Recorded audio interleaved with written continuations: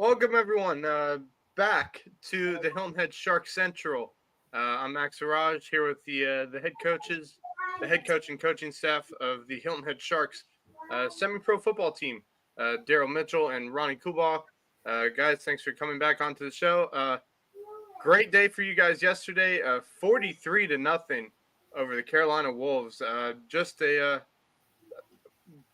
two words coming to mind was too easy for you guys on Saturday. First year program in Carolina Wolves. They're trying to find their place, find their footing, a work in progress for them. And you guys will be seeing them later on in the season. But, fellas, how are we doing tonight? Pretty good, pretty good. Better than last week.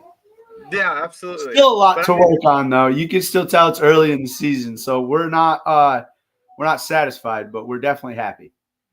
Yeah, it was a good win for you guys. A good boost to go into your week because you guys will not be playing next Saturday, but the following Saturday. So you guys will have plenty of time to figure stuff out and get this team on the right track.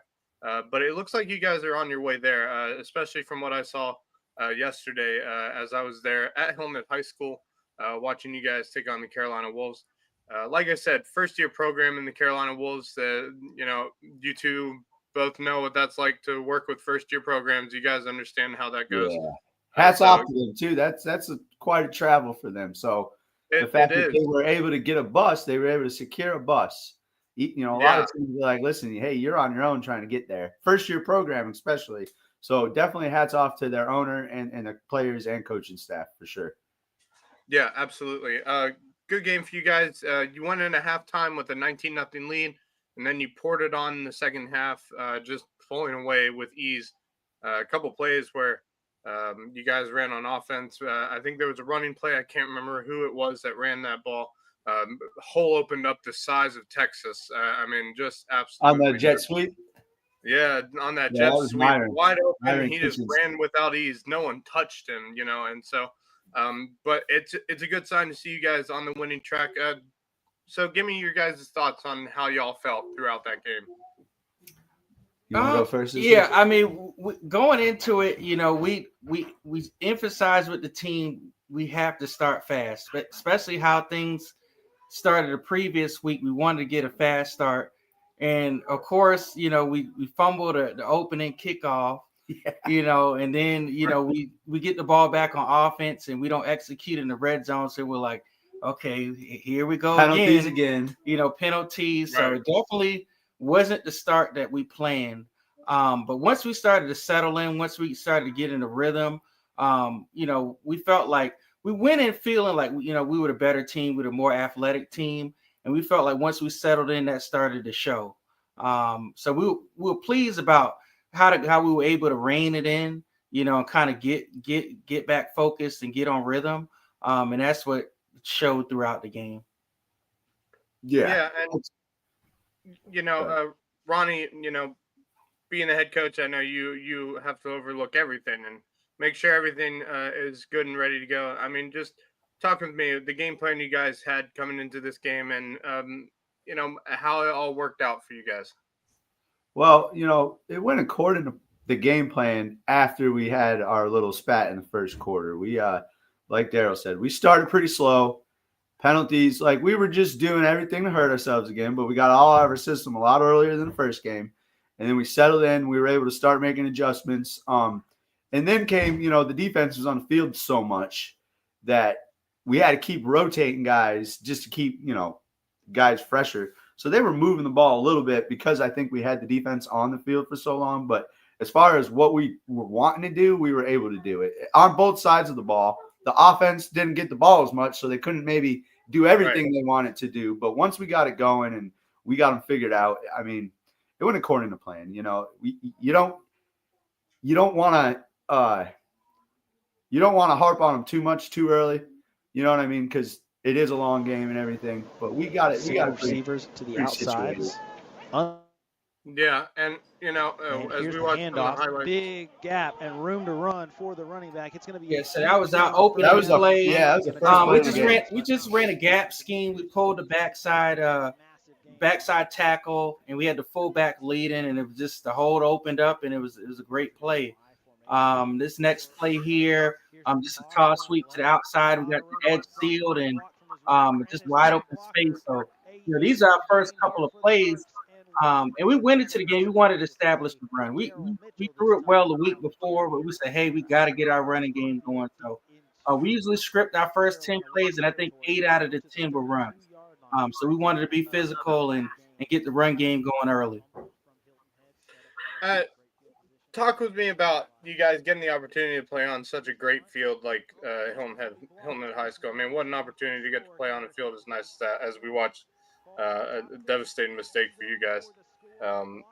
It's a blessing, man. It is a beautiful field. I was thinking that yesterday. I was like, before the game, I was like, man, just how blessed are we to have a stadium like this? Probably definitely the nicest in the league. I don't want to brag, but I think we probably have the best facility in the league. Yeah. Hilton has really been upgrading their facilities, and it's been great. And there's a story behind it because we've always dreamed at playing in that stadium since we started the team, and it took about a little over a decade, probably 12 years before we could finally get on there. So it's just a blessing. We're just grateful. The administration at the school, AD Monomir and coach and the principal Shidrick, they treat us very well. And we're just like I said, just feel blessed to have an opportunity to play there. Yeah, I mean, obviously, one of the coaches at Hilton High School, specifically the football coach, BJ Payne, was at that game yesterday watching your boys play. Noticed you guys were talking with him during halftime. I mean, it's always nice seeing Coach Payne. Yeah. Coach has supported the program for a while. Oh yeah. So he's always that's who he is. Give us encouragement, and we just like I said, we just like having that relationship. Yeah. I mean, that's who he is. He supports the community more than any other person I've ever met when it comes to coaches in this area. He is a community man through and through, and it really shows not only with his football program, but what else he does within the community and being able to support people like you guys and your guys' mission of building a great semi-pro football team. And it definitely showed yesterday with this team, and that this was a play I was talking about. Wide open. That's Myron going. Reverse. We wanted to we went into the game. We said we got to get at least one reverse play called, and that was the one, and we couldn't have drew it up any better than that. And got a good run here, another touchdown, and basically that was that. That's what you're looking for when you're running the ball in the red zone. That's what you're looking for right there. You're running back to go in untouched. Right, and after what was a hard-fought game the week before, you guys ended up losing in overtime. After coming back to tie it up in the fourth quarter, it showed that your team has grit and they're determined. They're willing to win, willing to put the extra effort in to win a football game. And yesterday they turned on the Jets in the second half, but in reality, I mean, they were. Carolina Wolves were unfortunately kind of outmatched compared to y'all's team. But I think this is a good booster for you guys, a confidence boost as you guys head into kind of an off week for you guys, getting some practices in before heading up to Columbia to take on the South Carolina Venom on the road. But we'll talk about that later on the show and what your guys' thoughts on that game are 2 weeks out from now. But let's talk about the defense because they were kind of the story of the game yesterday, just stopping that Carolina Wolves offense every chance they got and forcing turnovers left, right, and center. I mean, talk with me about how well this defense has played over the last 2 games. Well, I think the best thing about our defense currently this season is our ability to take 11 guys and put them in, basically make them 22 guys.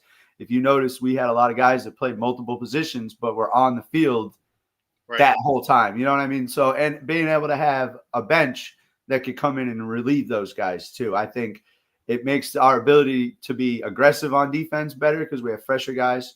And we still have a lot of guys that have to learn the defense, but they execute very well. We got a good core group of defensive guys who have been with us for a couple of years. They come to every practice, and they just basically help the guys, the newer guys, get up to speed on everything, and we just go, man.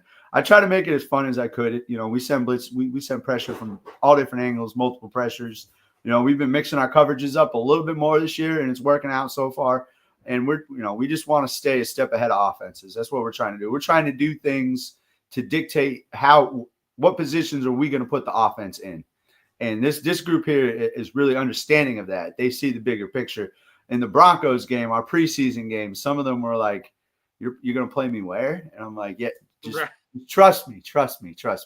And even this game, I was like, "Hey, there's going to be some situations where we're going to do this, this, and this," and they're like, kind of looking at me a little sideways. But you have to be able in this day and age of football, especially on defense. You have to be able to give looks and figure out ways to confuse offenses, because a good offensive coach has 16, zone beaters, 18 man beaters. We're going to do this to freeze the linebackers. We're going to fake pull guards.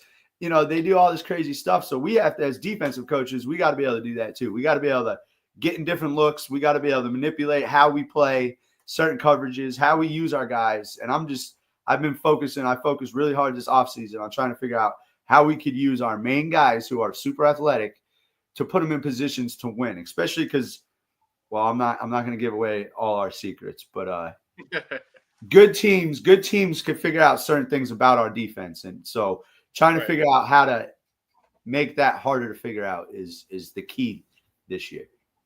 But they played lights out yesterday. I can't say nothing. Yeah, they did. They did full stop against that Carolina Wolves offense.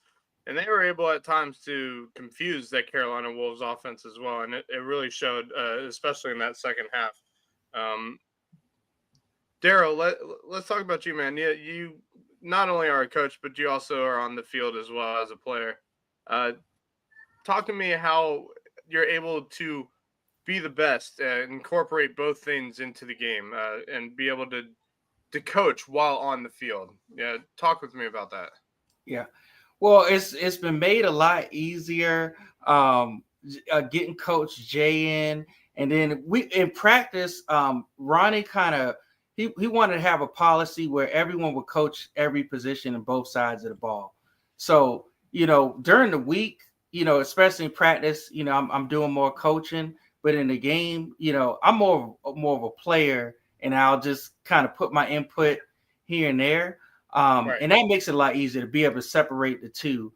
I try my best to stay prepared. Like I do my work outside of practice. So in practice, I can help guys, so I'm always training, a couple of days a week. I do my own film study, designing the offense. I know it like the back of my hand. So I don't really have to think as much during the week, and I can just focus on helping guys. And then when it's time to play, I'm just a player. I'm just doing what I've done since I was 7 years old. So I still enjoy it. I still love it. It gets harder to step away when I can get out there like I did Saturday and still be able to move. And I'm like, I should be able to do this. I just turned 38 a week and a half ago. But I still feel good. I still feel fresh. And I'll continue to do it as long as I've got the juice left. I'll stay out there and try to do both. Help the guys, help the young guys, and play. And that's the great thing I like about y'all's team is from looking at them yesterday. You guys got all different kinds of age groups, man, within that team. And it's really great to see some of the guys who've been in the area for a while playing football still to this day. Take Chad Malfris, for instance. We had him on the show last week, and he's been in the area for Clyde, Nash. Mm-hmm. Yeah, we got a good group of guys that grew up playing football around here. Mm-hmm. Yeah, and it's great to see them still playing football to this day. I absolutely love it. Well, we're getting around that time. We should probably bring our guests in. So without further ado, let's bring in the special teams coordinator for the Hilton Head Sharks, the big dog, Manny. Manny, welcome to the show. On Coach Manny. There we go. What's up, man? How you doing? Hey, what's up, guys? What's up, Max? Daryle, Ronnie. Hey, so talk to me, man. Give me your thoughts. How'd the game go in terms of special teams and as a whole for the team yesterday? I mean, as far as special teams goes, I think we played pretty well. Sometimes before the season started, I try to implement special teams and like kind of more technicality, but I realized, real quick, I just had to, make it real basic and simple for these guys to understand how to, try to put them in a better position to make better plays. So I think yesterday, I got to give Coach Ronnie credit for that punt block call. He called it. He wanted it. So before the game that we were going to at least block that. Yeah. Yeah. So, Manny, talk with us. Why be a part of this team? What pursued you to be a part of this coaching staff and this program? Well, honestly, football's been part of my life ever since I was 10, maybe. That's when I started playing football, and I played a couple years semi-pro myself, and moved to the South Carolina, low country area, and just saw an advertisement on Facebook and just reached out like, hey, you guys looking for any coaches, or are there any coaching opportunities that I'd be interested in learn more about the team and see where it goes. Yeah. I think that's something I'm starting to notice with this program is that there's so many unusual ways people find themselves ending up on this team and being a part of this program. And I have found my unusual way to be a part of this program. And so let's talk about the game as a whole. I mean, we saw the defense play. The offense didn't get as much chances, but I mean, let's talk about the offense. I mean, they showed up when they needed to. They scored. The running game looked to be on fire pretty much the entire game. Y'all got your open holes. The offensive line did their job. I mean, talk with us about how the offensive line as a whole really showed up in that game. Is that a question for me? Yeah. I was a little confused too. I was like, which one should I answer? We could keep talking about it. In my opinion, I think the offense, for whenever they got on the field, I think they were able to execute all the plays that they ran, and Daryle, you had a first person view of how everything went on the field. Yeah, I mean, I really, we didn't get to run many plays. I think we might have ran like 15 plays. Like we barely got out of our 10-play script. Yeah. But no, everything that we ran, we executed it to a T. Like Ronnie just let me know. I didn't even know we never punted. No, we didn't punt. We had a little issue in the red zone on that first drive, but everything, like I said, we called it, we got it lined up, and it set up perfectly. I think the offensive line played excellent. That group is starting to gel. Those guys, really have come together in probably the last few weeks. I give a lot of credit to Chad. He's coming. He's really stabilized that thing for us. And we've got some guys playing that, had never played on the O-line before or might be playing out of position, but they played excellent. The first two games, I'm not sure if we've given up any sacks, maybe one. No big negative plays. That's a good question. They've just played excellent, and it starts with them. And then go to the quarterback position. Jay's played great. Just getting the plays called, getting them in and out of the huddle. So it's a work in progress. I think I want to see how we perform against a excellent defense, which I think we will see against Columbia. But I feel even confident going in that game. It's just our biggest thing is we try to play to our strengths. And if you saw Max yesterday, it's our speed, man. We've got speed everywhere. Yeah. Running back, at quarterback, all of our receivers. Like we don't sometimes we don't know who to play at receiver. We probably go, I say at least 5 deep, and all of them can run, Right. all of them can make plays. So that's our biggest issue, trying to figure out how to get everybody the ball and keep them happy. But it's a good problem to have, and we take on the challenge. We look forward to it. Yeah, and you mentioned about your guys' next game. We can talk about that right here. And you guys will be traveling up to Columbia 2 weeks from now. Saturday, I believe it is the 15th. No, Yep, 12th. 2 weeks. Uh, It's the 12th. Wait, not the 12th, the 5th. third, Sorry, wasn't the 5th. April 5th. It's April. I knew it 5th. was a single digit. Yeah, it's April. Yeah. April. You'll be on the road over taking on the Venom out of Columbia. I don't know if you guys have played that team before. I'm sure you may have. Well, we played some guys that are on the team. We played them years ago. I mean, this is like when we first started the team. Yeah. Their owners been in the game longer than we have. And they had went away for a couple of years, and then they came back last year. And then some of the guys that they have, we've played against them from other teams that are in that like Columbia or something area. So there is familiarity there. But at the same time, it's like, we're still kind of it's still some mystery there as far as what we're going to see. Right, like understanding what this league is going to be like. I think we talked about that last week as to it's a new league. You guys have a new team yourself, really a 90% new team, new faces, new team, new league. I mean, we talked about that last week about how there is definitely mystery there.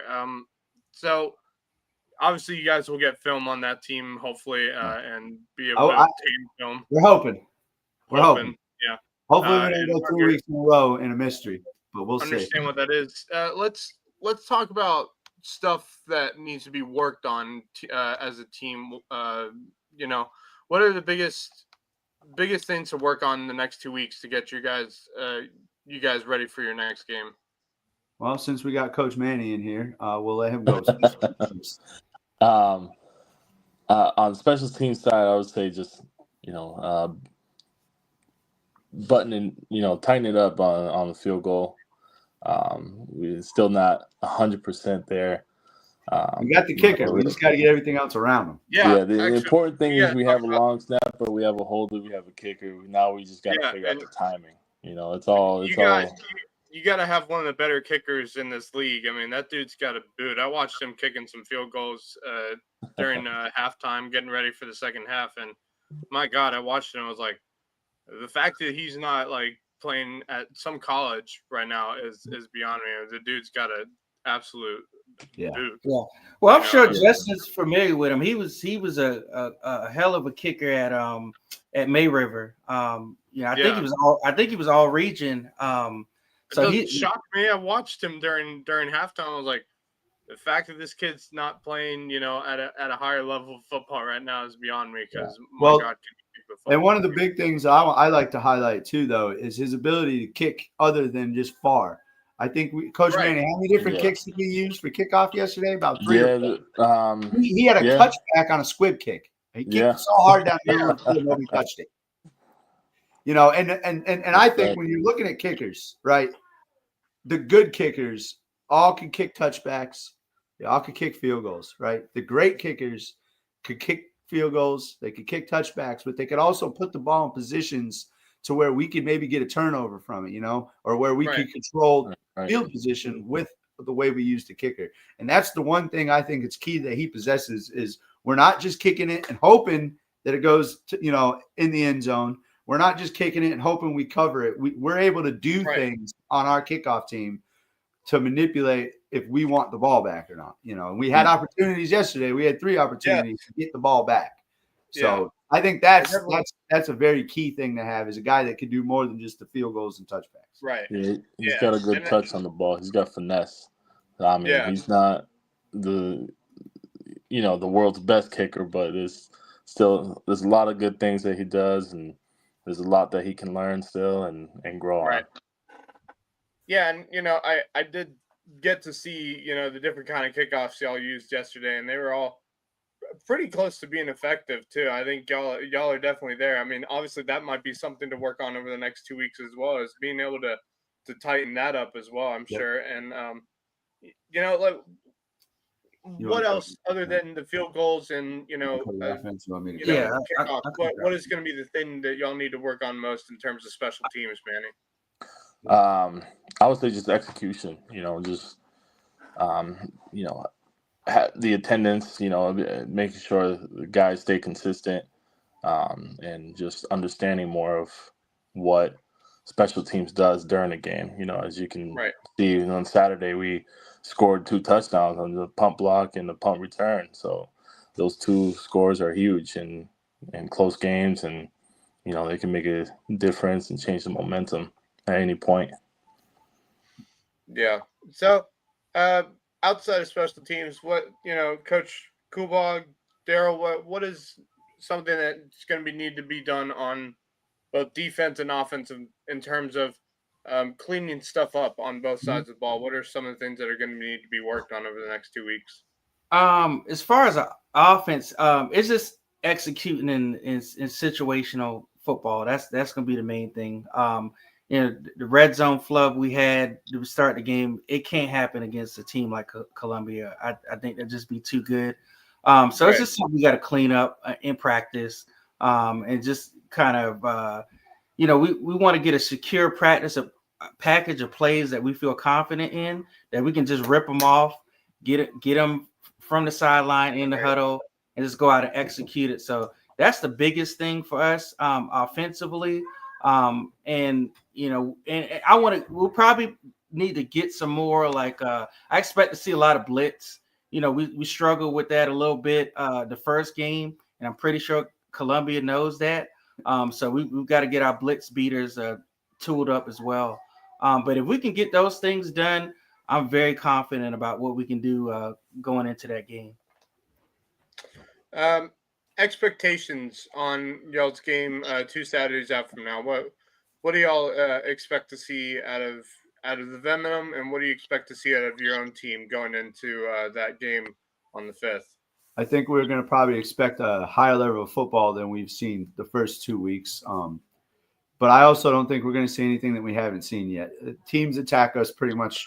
The teams that are established, they all basically attack us the same way. What we're going to have to do is we're just going to have to recognize it and have a plan for it and be a step ahead of it too. We can now know, we can start to expect when teams are going to do certain things to us and what situations they're going to try to manipulate us. So we basically just have to be ready for that. And the good thing is we're going to see them again down the road, and we're probably going to see them in the playoffs again. So whatever we don't establish this time, we have at least one more opportunity to reestablish it. And every week is a learning week. It's only going to be the 3rd game in the season. So that'll put us at the midpoint of our year.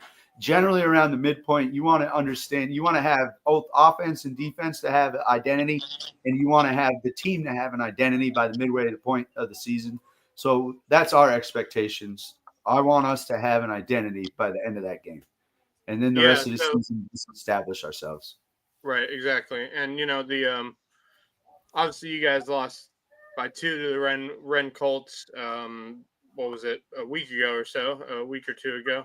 Yeah. That South Carolina Venom team beat Ren by 6 points on Saturday. So definitely going to be a much better team than you guys have faced this season. But I do think if you guys can tighten those things up, I mean, you can beat anyone. I watched it. I watched it on Saturday. I mean, obviously, the Carolina Wolves are right now just kind of figuring out who they are and what their program is going to be like. So they're still trying to figure some things out. I mean, first year program, that's always difficult. I understand exactly what that's like. So I get that for a fact. But they fought really hard. I was really impressed by what the Wolves were able to accomplish despite the loss on Saturday. But I'm impressed with how the Sharks have looked through the first 2 weeks. I know that first loss is tough, but it was great to see this Sharks team be able to come back, fight in a game, and make it close and make it dangerous and a bit scary for the Ren Colts, because they know the next time you two face each other, Well, and we played them right after the Venom too. We played Yeah. the Colts for the second time right after the Venom Yeah. at our place. And they know that you guys know how they play. You guys understand how they play now, and you know how to be able to get ahead early on that team after figuring it out through that first game. Talk with me about when need be, trying to adjust game plans, being able to make changes to your game plan as a team. How easy was it to get your team to adjust game plans through that first game, and then being able to execute the game plan just yesterday? It seemed kind of seamless, actually. In football, you try to follow the same game plan week to week. You have like a structure of what you want to do. Basically, what we do is we just take that structure and tweak it to what our opponents do differently, or what our opponents do that we haven't seen, or if they're going to try to attack our game plan. Because if they're watching film, we got to account for what they see and what they're going to try to stop. But we try to just, we try to keep the game plan structure the same and just tweak a little bit each week, especially because we only get one practice and it's now during the week.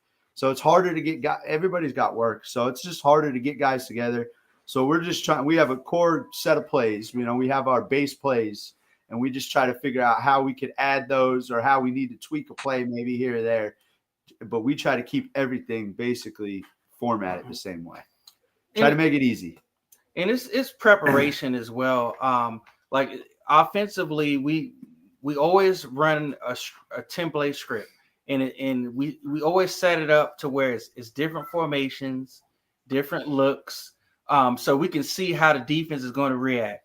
And then once we kind of see how they react to that, then we're like, all right, we know what to do, and then we'll just call from there. So I think it's not just reacting on the fly to what happens in the game. Is what we do in preparation that just makes it a lot easier for us. Yeah. I want to talk with Manny real quick because I don't actually know Manny's story. So Manny, talk with me. How did you end up here in the Low Country?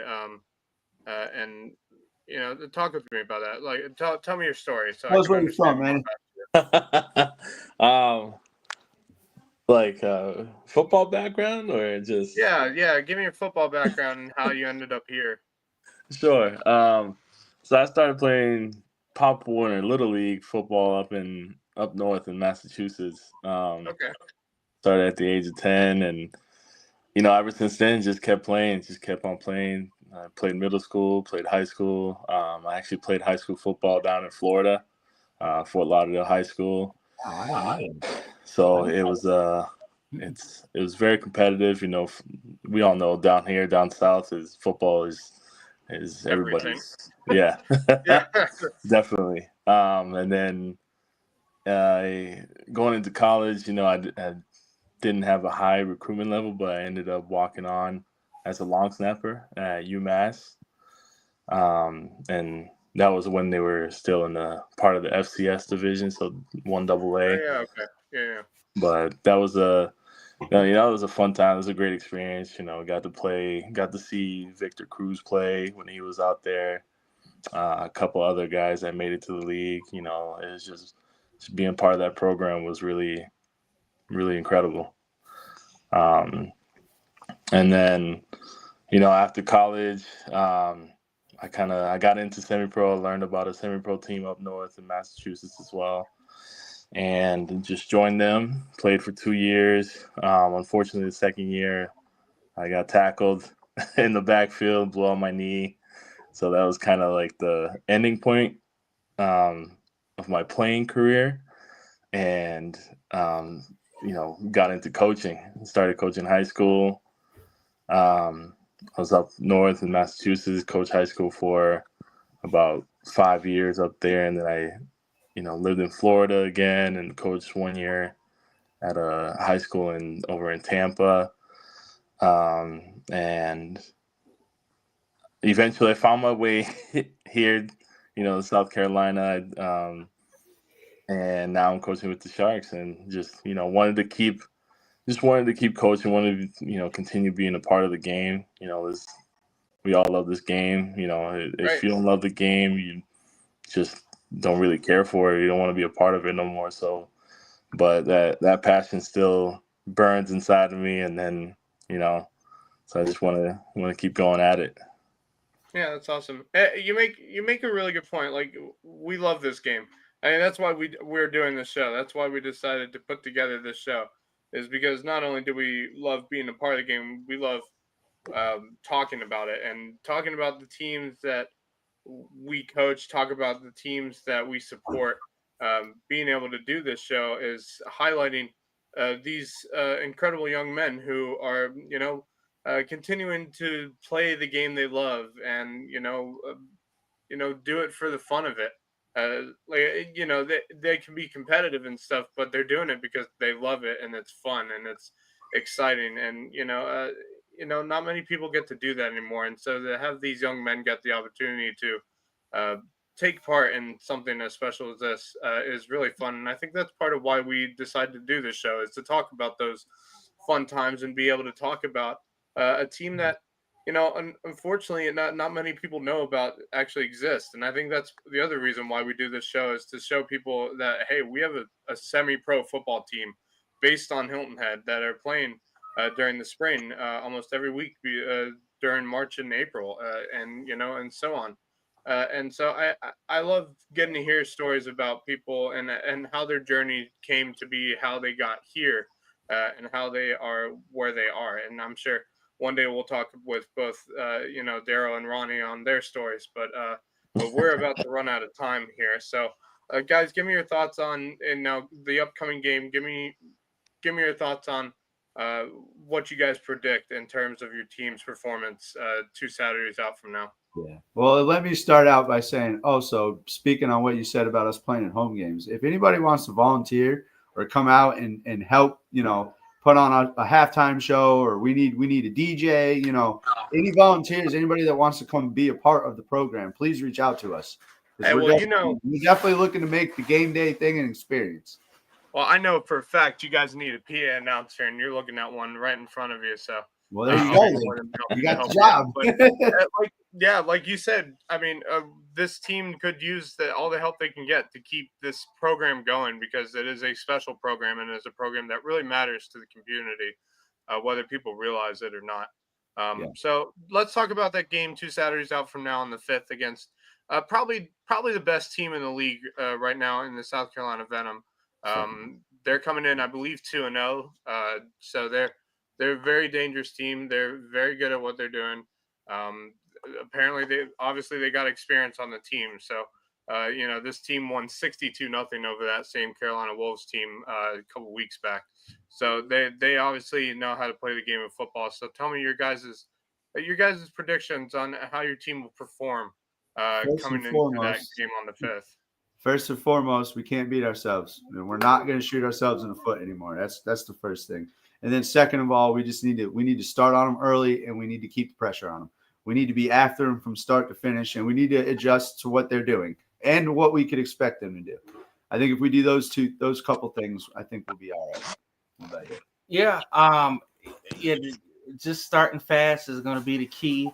And just it's staying level-headed. Even if there's a onslaught early, just staying level-headed, not panicking, and we'll make it sure these 2 practices, we're going to emphasize that, and just let the guys know, hey man, this is for league supremacy up to this point. We're the top 2. Who wants to be number 1, and we're gonna challenge guys to play their best football 2 weeks from now. And I'm confident. That's the thing. I'm very confident in this ball club. We showed a lot in that first game from battling back, down 20-4. So I don't believe we're going to panic. I don't believe we're going to wilt. I believe guys are excited and looking for opportunity to show who the Sharks are and show how good we are. So that's what I believe will happen in 2 weeks. I believe the best team will win. And I'm confident that's going to be us. Manny, your thoughts on the game on the 5th? What you predict, and in terms of special teams, how you think your squad's going to perform? I think special teams will be able to clean up a few things. Definitely, taking care of the football, number one, and execution. Being able to kick every field goal that we line up for, covering the right way, not giving up too many yards on kick return, on kickoff, punt, and punt. Yeah. So, I think our defense is going to come out. We got some momentum going right now with that shutout. So we just got to come out and play hard. All right. Well, that should about do it for our show. I'll give everybody an update on what the upcoming schedule is going to look like for the Sharks. They are off next weekend, but the following weekend they'll be on the road in Columbia, taking on the South Carolina Venom. They'll be on the 5th of April, 6:30 start. Hopefully the game will be streamed. I hope so I can be able to watch it somehow, some way. But we'll see how that turns out. And then they'll be back at home the following Saturday, April 12th. That is also a 6:30 game, taking on the Ren Cole. It's a rematch of game 1 of the season. So we look forward to those upcoming games, fellas. Absolutely couldn't be more proud to be doing this show with you guys. I appreciate you guys for taking your time out. Chad Malfris checking in on the show. And love that guy, man. He's awesome. And so that's going to do it for our show. We'd like to thank the viewers for continuing to support not only Loco Sports, but this Hilton Head Sharks team and what they're all about. We thank Manny for joining us, man. I appreciate you Max. for hopping in with us, man. Appreciate and it. We look forward to hopefully getting you back on for another show. Absolutely, 100%. We're going to get you back on. Daryle, Ronnie, I thank you guys for hopping on for another show. And I look forward to talking to you guys probably 2 weeks out from now. We probably won't be doing a show on next Sunday, being that there is no game next Sunday, unless you guys decide to want to do a show. But I don't know if there's any need for it. We'll discuss it. But stay tuned for our next show, and we will see you on more than likely Sunday, April 6th, for our next show to talk about how everything went down between the Sharks and the South Carolina Venom. So we thank you guys for watching. This has been the Hilton Head Sharks Central. Bite down, everyone. Good night, everyone. Down. Bite down.